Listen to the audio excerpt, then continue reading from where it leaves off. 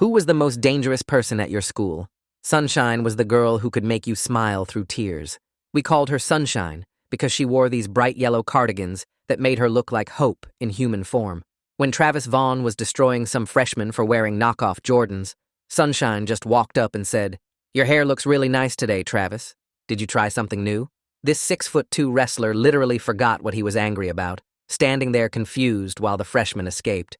Her little sister Eden was a freshman, anxious and quiet, but around Sunshine, Eden could breathe. We thought we were watching a protective older sister. We didn't know we were watching someone keeping another person alive. Then spring break of senior year happened, and everything changed. First day back, Sunshine walked in wearing all black. Not like cute goth girl black, but like she'd grabbed whatever was darkest in her closet without looking. She sat in the back corner of English instead of her usual front row seat.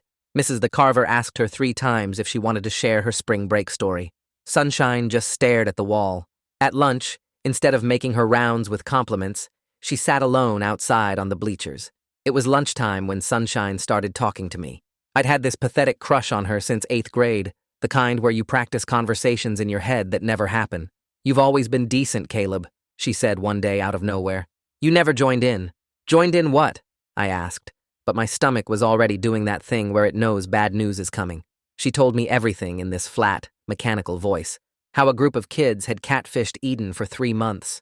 They created this whole fake boyfriend from Cherry Blossom High, Cole, who understood her anxiety, who thought she was beautiful, who stayed up texting her through panic attacks. Eden fell hard. She sent voice messages when she was crying, pictures of her genuine smile. They made him say, "I love you" first. Eden said it back and meant it. They had her wait outside the winter formal for 4 hours. Sunshine's knuckles were white from clenching her fists. In her dress. In the cold. They filmed her from the gym windows. Everyone at the dance knew. They were taking bets on how long she'd wait. I'd dreamed about Sunshine opening up to me for 3 years, sharing secrets in the dark, but not like this. Then they put everything on the projector. Even her messages saying she was ugly and wanted to die, and that Cole was the only reason she hadn't. The whole school saw it. Everyone knew it was happening. Sunshine continued. Everyone I've been kind to for 3 years watched my sister suffer for entertainment, and no one said anything. My throat felt like sandpaper. I wanted to say I didn't know, but it felt like it didn't matter anymore. Then she grabbed my hand, and her green eyes glimmered in a way that still gave me butterflies. "I need you to do something for me. Next Thursday, keep your siblings home from school. Tell them you're all getting food poisoning or something." "Sunshine, what are you?"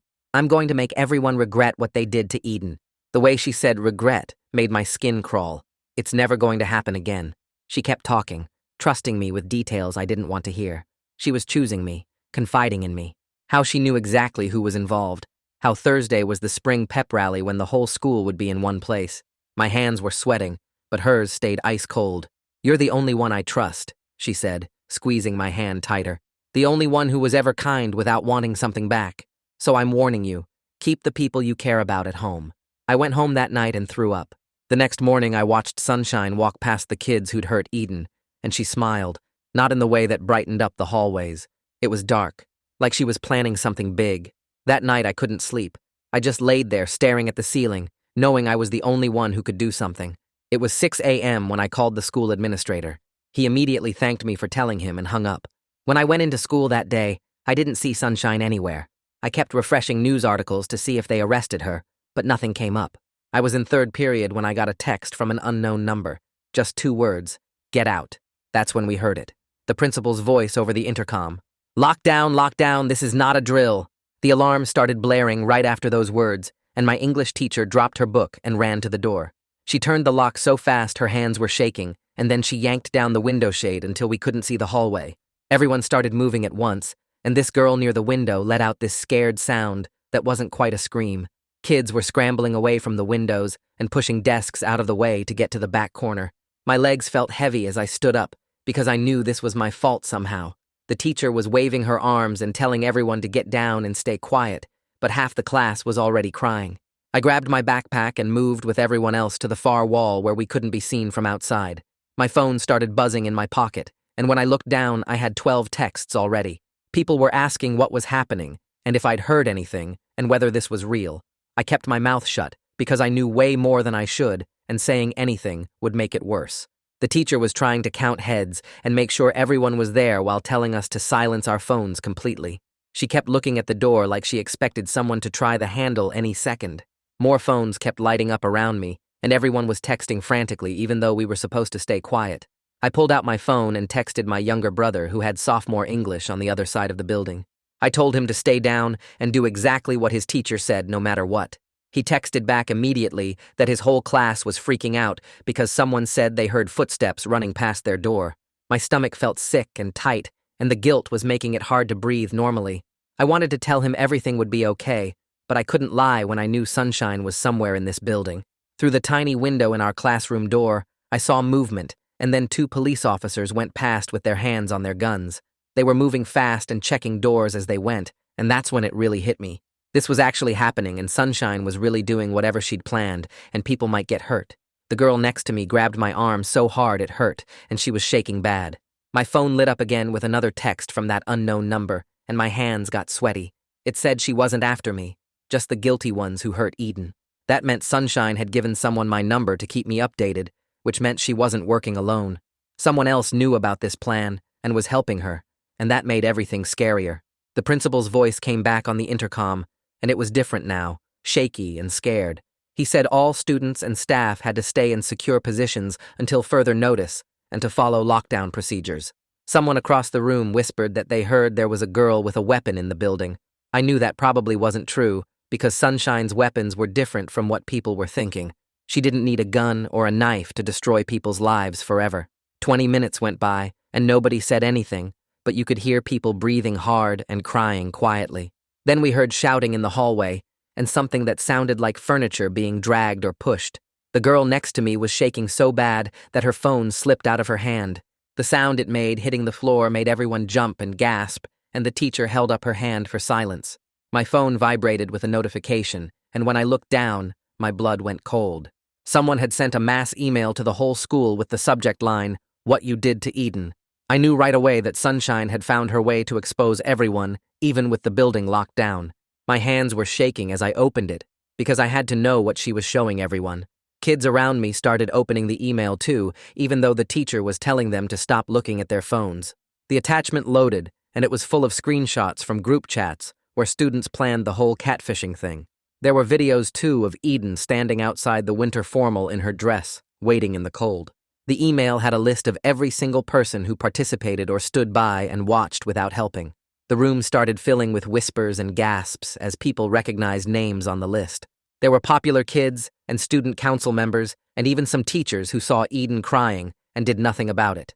One girl near me started sobbing really hard when she saw her boyfriend's name on the list. Right next to his name were screenshots of him laughing about the pathetic freshman who actually believed someone could love her. More evidence kept appearing in the email, like someone was adding to it in real time. There were recordings of phone calls and saved Snapchats and text messages going back 3 whole months. The detail was incredible and terrifying, because Sunshine had been collecting this proof for weeks, without anyone knowing. We heard it through the walls, this fuzzy police radio sound getting closer in the hallway. Bianca Rubin's voice came through clear enough to make out that they'd traced the email to the media lab on the 2nd floor. My heart started pounding hard, because that was just one hallway over from where Eden had her worst classes, where kids would corner her between periods. The girl next to me was still gripping my arm, and her nails were digging in, but I didn't pull away because everyone needed something to hold on to. My phone screen lit up with another notification, and the email chain was updating again with new attachments loading in. This time it was screenshots of Eden's messages to the fake boyfriend, where she talked about wanting to hurt herself and how Cole was the only good thing in her life. There were photos, too, that someone took from the gym windows of Eden standing outside the winter formal in her blue dress, waiting in the cold while snow started falling. The timestamp showed she stood there for 4 hours and 13 minutes. More files kept loading, and there were emails between administrators discussing Eden's situation and deciding not to investigate because it would cause too much disruption. One email from the vice principal said they should let kids work it out themselves. I scrolled through more messages, and Travis Vaughn's name kept showing up over and over. He was bragging in group chats about writing the fake love letters and making them sound real enough that Eden believed someone could actually care about her. The same Travis who Sunshine used to calm down with compliments was one of the main people destroying her sister. He'd posted laughing emojis next to screenshots of Eden crying at her locker. My phone started buzzing, and it was my mom calling, but I couldn't answer in the middle of lockdown. She texted right after asking if I was okay, because the news was already reporting an incident at our school. I texted back that I was safe, but my hands were shaking because I couldn't tell her I knew this was coming and tried to stop it. Through all the noise and crying in our room, I heard someone yelling in the hallway. The voice said something about visual confirmation and black clothing heading toward the gymnasium. That had to be Sunshine trying to get to where the pep rally would have been happening right now if everything was normal. She'd planned to expose everyone when the whole school was together in one place.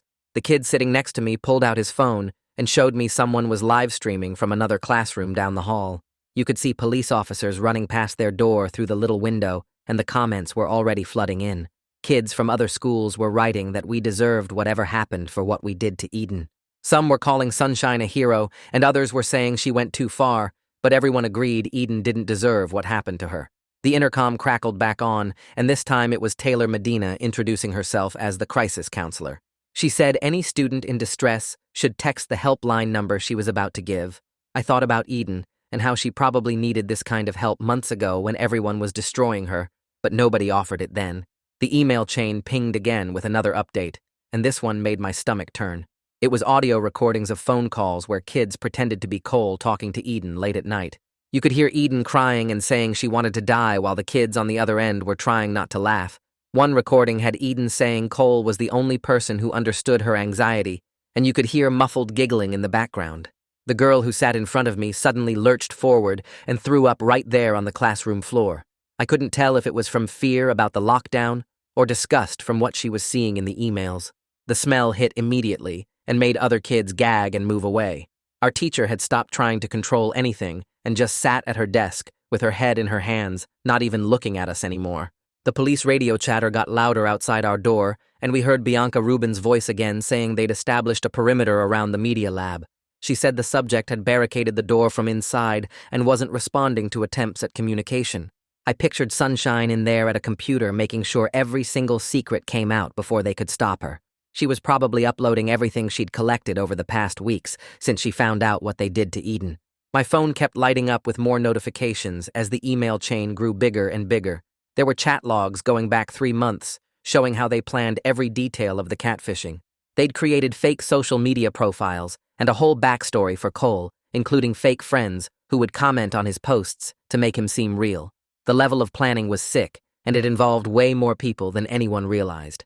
Even some kids I thought were decent had participated by sharing Eden's photos in group chats and making fun of how desperate she was for someone to love her.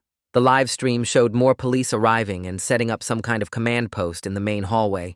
Parents were starting to show up outside, but they weren't letting anyone in or out of the building yet. Through all of this, I kept thinking about how Sunshine warned me and gave me a chance to keep my family safe. She chose to trust me, even though she was planning all of this, and now I was stuck here watching it happen anyway. Requested Reds is on Spotify now. Check out link in the description or comments. The girl next to me finally let go of my arm and started crying really hard. She kept saying she didn't know it was this bad, that she thought it was just a prank, but her name was probably in those emails too. Everyone who laughed or watched or knew and did nothing was getting exposed today. My phone started buzzing in my pocket, and I saw it was my dad calling from his office downtown.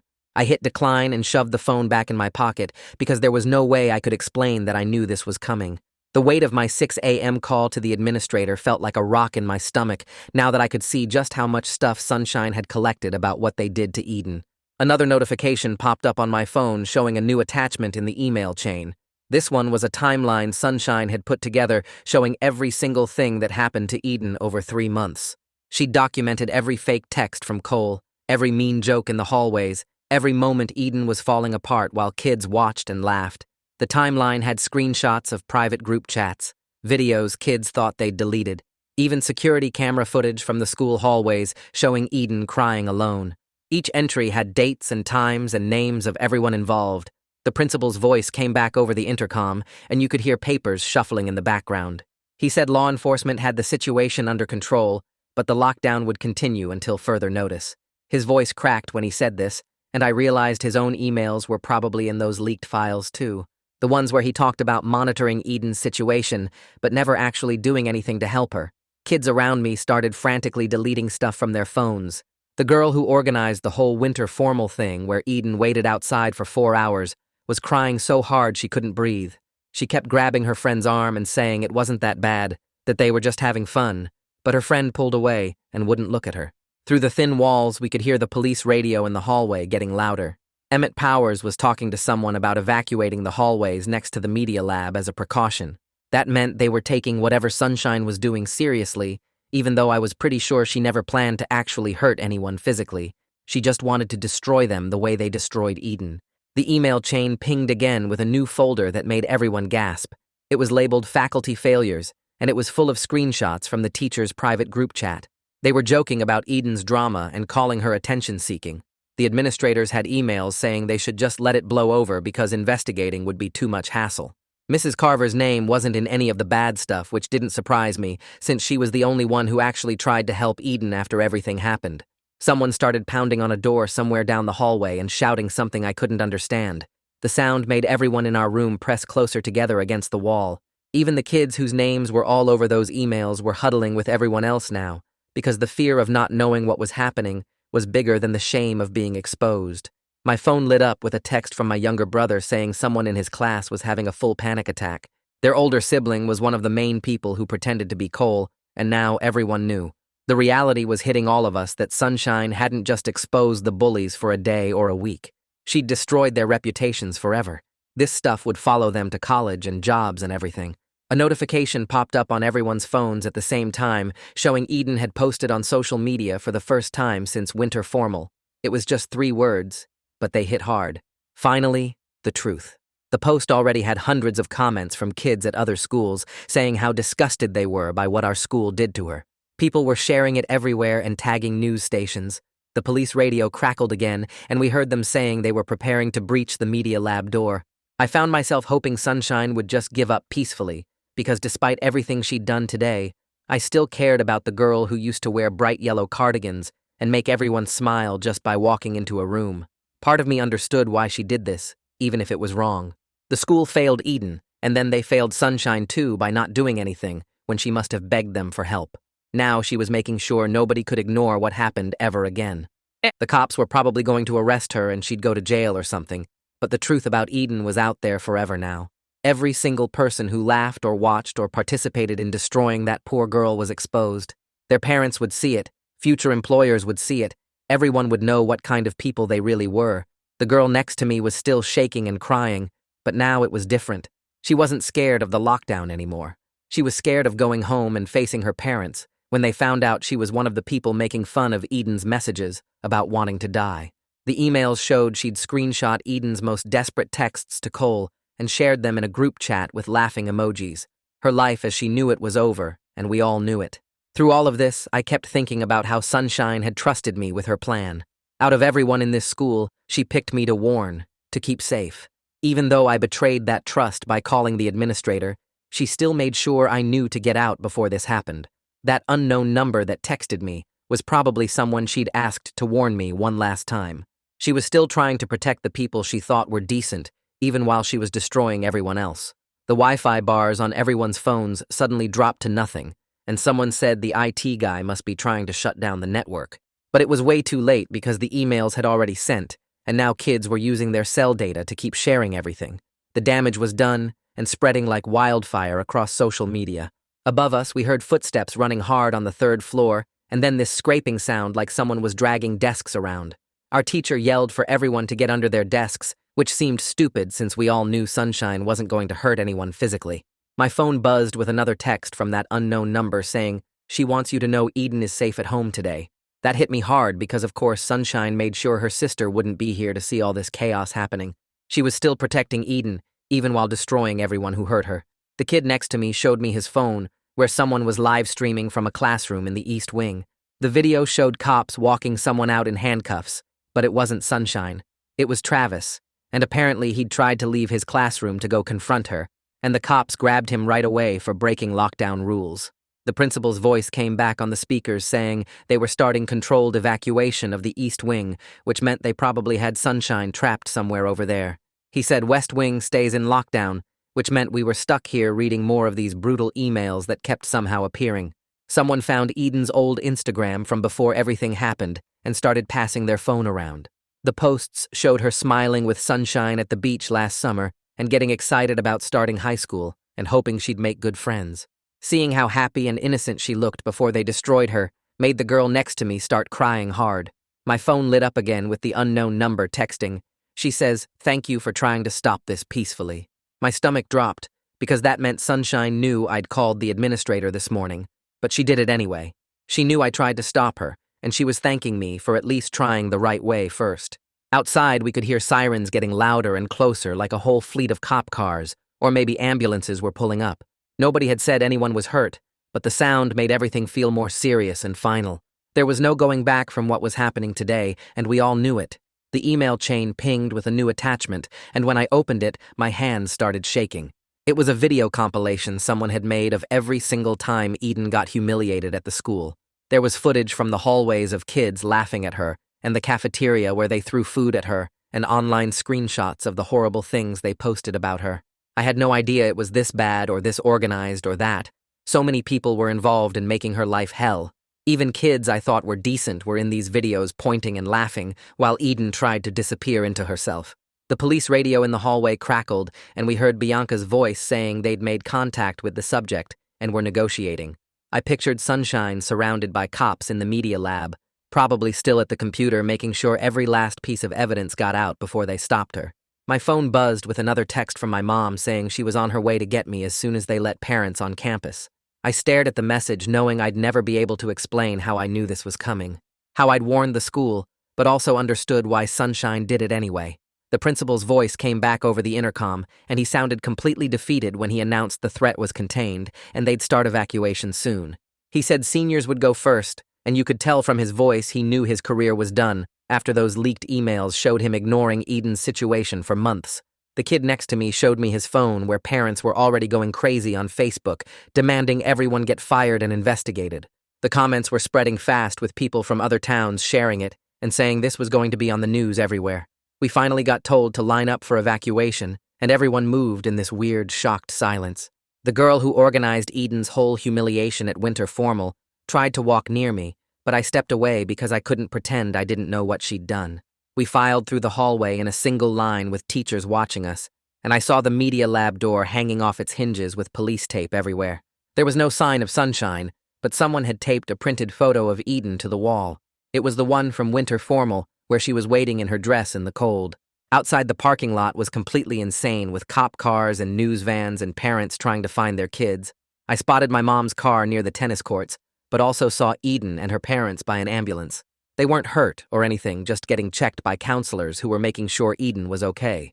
Taylor came up to me with another counselor and said they needed to talk to anyone who'd had contact with Sunshine recently. I knew right then I'd have to tell them about our conversation on the bleachers and the warning and everything else. Before I could get to my mom's car, I saw them bringing Sunshine out in handcuffs. She was still wearing all black, and her face looked totally calm, like she'd done exactly what she wanted to do. Our eyes met across the parking lot for just a second. She mouthed something that looked like thank you before the cops put her in the car. I'll probably spend forever wondering if she meant thank you for trying to stop her, or thank you for being decent when nobody else was. The next 3 days turned into this crazy blur of cops interviewing me and counseling sessions and news people everywhere. They charged Sunshine with trespassing and making threats and computer crimes, but people online were calling her a hero for exposing the truth about what happened to Eden. My phone wouldn't stop buzzing with messages from kids at the school, asking if I'd known what she was planning. I kept telling them I'd tried to stop it, but nobody seemed to care about that part. The news showed our school on every channel with reporters talking about cyberbullying and how the administration failed Eden. They interviewed parents who were demanding the whole school board resign and lawyers who said there would be lawsuits. I had to meet with Emmett 3 different times to go over exactly what Sunshine had told me that day on the bleachers. He kept asking if she'd mentioned specific plans or weapons, and I kept explaining she never meant to hurt anyone physically. The damage was all digital and social and permanent in a different way. My mom made me see a therapist who specialized in trauma because she said witnessing all this was going to affect me whether I realized it or not. The therapist asked how I felt about Sunshine now, and I couldn't answer because I still didn't know. She'd trusted me with her plan, and I'd betrayed that trust by calling the school, but I'd also maybe saved people from something worse. The news kept showing Eden's parents making statements about needing better protections for kids online. They never mentioned Sunshine directly, but you could see the pain in their faces about what their older daughter had done to get justice for the younger one. Travis and his parents hired a lawyer and were trying to spin the story like he was a victim too. But everyone had seen the messages where he bragged about making Eden cry and betting money on how long she'd wait in the cold. The school announced they were bringing in grief counselors and anti-bullying experts for when classes resumed next week. They sent emails about new policies and zero tolerance and mandatory reporting, but it all felt way too late. Eden's story was everywhere now, with people sharing their own experiences of getting bullied and schools doing nothing. Some girl in Texas started a petition to make cyberbullying a felony, and it got 100,000 signatures in 2 days. My brother kept asking me questions about what really happened in the media lab and why Sunshine picked me to warn. I didn't have good answers for him because I barely understood it myself. All I knew was that Sunshine saw something in me that made her think I deserved to be saved from what she was about to do. The principal announced his resignation on Friday, saying he was taking responsibility for the failures in protecting students. 2 more administrators and 3 teachers also resigned before the school board could fire them. Everyone knew this was just the beginning of the consequences from what Sunshine had exposed. Monday morning, Eden walked back through the front doors, wearing the same yellow cardigan Sunshine used to wear, and everyone just stopped moving. She had this woman from the district walking next to her, and another counselor on her other side, but Eden kept her head up and walked straight to her locker like she owned the place. Kids who'd laughed at her messages about wanting to die suddenly found the floor super interesting while she passed. The girl who organized the whole catfish thing actually turned around and walked the other way when she saw Eden coming down the hall. I watched Travis try to approach her during second period, but the counselor stepped between them and told him to keep walking. He looked smaller somehow without his crew around him, and by lunch, the news spread that he'd been called to the principal's office, along with 11 other kids. They started pulling students out of class one by one, and you could see their parents showing up in the parking lot looking either furious or defeated. The district brought in investigators who spent the whole week interviewing everyone who appeared in those leaked emails, and by Friday, they'd expelled Travis and his whole group for what they called severe harassment and endangerment. 3 teachers cleaned out their desks that same week, including the gym teacher who'd watched Eden waiting outside the dance and thought it was funny enough to text about. The principal didn't even make it to Friday before announcing his early retirement effective immediately, and the district sent in this whole new administration team to take over. They made us all attend these assemblies about digital citizenship and online cruelty, where experts showed us statistics about suicide rates from cyberbullying. I started meeting with Taylor every Tuesday, because the guilt about knowing Sunshine's plan kept eating at me, and I couldn't focus on anything. She had this way of asking questions that made me think about stuff I didn't want to think about, like whether I'd have done anything if Sunshine hadn't warned me. Taylor helped me understand that Sunshine wasn't completely wrong for wanting justice, but she wasn't completely right either, and that both things could be true at the same time. The school board voted to implement what they called the Eden Protocol, which meant mandatory reporting for any bullying incident and immediate intervention when kids showed signs of distress. They brought in all these experts to train teachers on recognizing warning signs and set up anonymous tip lines and peer support programs. It felt like too much and not enough all at once, because Eden had already been broken and put back together wrong. The news kept covering Sunshine's case and showing her yearbook photo next to headlines about vigilante justice and failed systems. Her lawyer argued that she'd been pushed to extremity by the school's negligence, and the prosecutor kept saying that taking the law into your own hands was never acceptable. They went back and forth for weeks while Sunshine sat in court, wearing business clothes that made her look older and sadder. The judge finally offered a plea deal for 2 years probation with mandatory therapy instead of jail time because she said she understood the provocation, even though she couldn't condone the methods. Sunshine took it immediately and walked out of court with her parents, while reporters shouted questions she didn't answer. Eden started this support group that met every Wednesday after school in the library, where kids who'd been bullied online could talk about their experiences. I went to the 3rd meeting even though I wasn't bullied because I needed to understand how we'd all let things get so bad. Eden ran it with this quiet strength that reminded me of Sunshine before everything happened, and she had this way of making everyone feel heard without pushing them to share more than they wanted.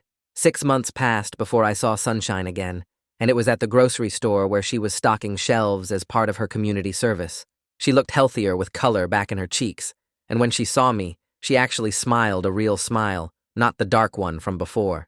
We talked for a few minutes about small things like the weather and how my classes were going while we both carefully avoided mentioning that day in the media lab.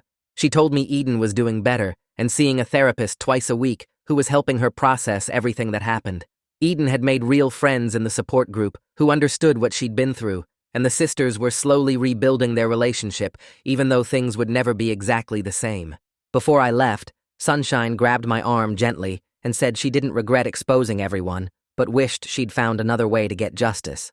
I told her I understood, because sometimes the system is so broken that breaking it more seems like the only option, even when you know it's wrong.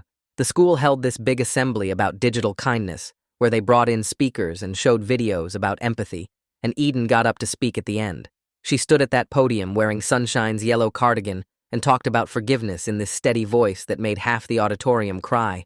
When she talked about the bystanders who watched her suffering for entertainment, she looked directly at those of us who'd stood by and done nothing, and I felt that guilt all over again. Summer came, and I started hanging out at the coffee shop near the community college, where I met this girl named Mia from Westfield High. She didn't know anything about what happened at our school, and I liked that at first. We went to movies and walked around the mall and talked about normal stuff like bands and shows. After 3 weeks of dating, I couldn't keep lying by not saying anything, so I told her everything one night in her car. I explained about Eden getting catfished and Sunshine's revenge, and how I called the cops on someone I cared about. She listened to the whole story without interrupting, and when I finished, she grabbed my hand and told me I did the right thing. She said she would have made the same call, and hearing that from someone who wasn't there helped the guilt fade a little. Meanwhile, Travis's parents hired some fancy lawyer and tried to sue the school district for failing to protect their son's privacy. They claimed the school should have prevented Sunshine from accessing and sharing those messages during the lockdown. The judge threw out the case after one hearing, saying the school wasn't responsible for criminal acts by students. The local news covered it and showed Travis's dad yelling at reporters outside the courthouse about how his son was a victim too. Within 2 months, the Vaughn family put their house up for sale and moved to Arizona, where nobody knew about the catfishing scandal. Sunshine finished her community service hours at the food bank and the animal shelter by the end of summer. Eden told me at the grocery store that her sister enrolled in online college courses since she couldn't come back to our school. She was taking social justice and psychology classes and getting really good grades, according to their mom. Eden said Sunshine spent most of her time studying and volunteering and seemed more focused than she'd been in years. The next school year started, and Eden shocked everyone by running for student body president as a junior. Her campaign posters showed her wearing one of those yellow cardigans like Sunshine used to wear with the slogan, "Kindness and Accountability." Kids who remembered what happened to her actually voted for her out of respect or maybe guilt. She won by a huge margin and gave this speech about making sure nobody else went through what she did. She set up new programs for reporting bullying and started weekly meetings where kids could talk about problems without judgment. The support group she'd started grew into something bigger when other kids who'd been bullied online joined together. They created a non-profit organization that went to middle schools teaching younger kids about online safety and empathy. Eden led the whole thing with this quiet strength that reminded everyone of Sunshine before everything went bad. They got grants from the state and even won an award from the governor for youth leadership. I helped out sometimes setting up chairs or running the projector for their presentations. Senior year felt weird knowing I'd always be the guy who knew what Sunshine was planning. Some kids avoided me thinking I was a snitch, while others thanked me for preventing something worse. Teachers looked at me differently too, like they weren't sure if I was a hero or a traitor. I focused on my classes and college applications and tried not to think about it too much. Graduation day came, and I walked across that stage knowing I'd never fully escape what happened, but being okay with that. At least I finally did something, even if it was messy, and came too late to save Eden's innocence. My parents were proud, and Mia came to watch, and that was enough for me. 2 years went by, and I was in my dorm room studying when my phone buzzed with a text from Eden. She sent me a photo of her and Sunshine standing together outside a building, both smiling real smiles. The message said, Sunshine got accepted to law school with a scholarship for victim advocacy work. They were at the campus for orientation, and Sunshine wanted me to know she was doing good. Eden said her sister talked about using the law to help people the right way this time. Looking at that photo of them together made me think about everything that happened that Thursday. The lockdown taught our whole school that staying quiet makes you part of the problem. It showed us that the kindest people can snap when pushed too far. It proved that justice and revenge can look exactly the same depending on which side you're standing on. Sometimes I still dream about Sunshine in those yellow cardigans making everyone smile. Then I remember her in all black planning her revenge, and I realize both versions were real. She was always trying to protect Eden, but the methods changed when the system failed them. What happened to Eden broke something in Sunshine that couldn't be fixed, only redirected. Now she's channeling that protective energy into law school and advocacy work. Eden turned her trauma into leadership and helping other kids avoid her pain. Travis and his family ran away from their shame, while the rest of us had to live with our choices. That Thursday changed everything for everyone who was there and everyone who wasn't. That's it for today's story. Thanks for sharing this little pocket of time with me. I hope it brightened your day even a little. Stick around by subscribing, and we'll keep spreading good vibes together.